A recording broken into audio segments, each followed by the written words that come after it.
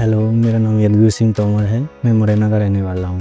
मैंने 4 मंथ पहले यहाँ पे ट्रांसप्लांट कराया था और ट्रांसप्लांट सर्जरी वगैरह अंकित सर जैन के द्वारा कराई हुई भोपाल में। तो रिजल्ट 4 मंथ हो गए मेरे को, काफ़ी अच्छा रिजल्ट देखने को मिला है सर के यहाँ, तो बेस्ट है। और जब भी ट्रांसप्लांट कराने आते हैं ना तो पेन बिल्कुल मामूली सा था। ये इतनी बड़ी सर्जरी हो रही है तो थोड़ा तो महसूस होगा ही, थोड़ा सा महसूस होता है पेन, ज़्यादा कोई पेन दिक्कत नहीं होती है। और 7 दिन के अंदर है आपका मतलब नॉर्मल हो जाओगे। 2 दिन के अंदर है आपकी बैंडेड वगैरह सब निकल जाती है। 7 दिन में आप नॉर्मल की तरह रह सकते हैं।